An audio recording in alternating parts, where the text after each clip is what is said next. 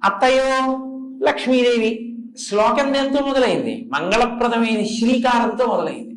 శ్రీకాంతో మాతులోయస్య. విష్ణువు అనుగ్రహం కావాలంటే వినాయకుడికి నమస్కారం పెట్టాలి.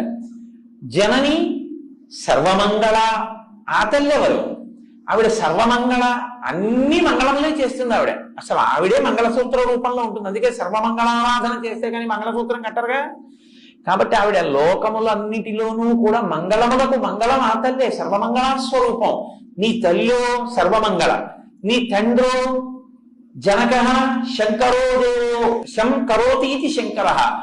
శుభములను చేయువాడెవరో ఆయన శంకరుడు. శుభములను చేసేటటువంటి శంకరుడు నీకు తండ్రి. తం వందే కుంజరాననం. ఓ ఏదో ముఖం ఉన్నవాడా నీకు నమస్కారం. నీ ముఖం చూస్తే ఏమైంది? నమస్కారం పెడితే లక్ష్మీ కటాక్షం వచ్చింది. ఇప్పుడు ఆయనతో అనుబంధాలు ఉన్న వాళ్ళందరూ ఏం చేస్తున్నారు? మేలే చేస్తున్నారు. శ్రీకాంతో లక్ష్మీ భర్త, సర్వమంగళ మంగళసూత్రాన్ని కాపాడుతుంది, ఎప్పుడు మంగళాలు ఇస్తుంది. శంకరో ఆయన ఎప్పుడు శంకరోతి, ఆయన శుభాలు చేస్తుంటాడు. నువ్వు అసలు చూస్తే శోభిస్తావు. కుజరానన.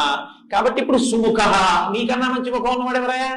సుముఖ అంటే ఎప్పుడూ మాట్లాడకూడదు, అదే పనిగా మాట్లాడుతూ ఉండడం తప్పు.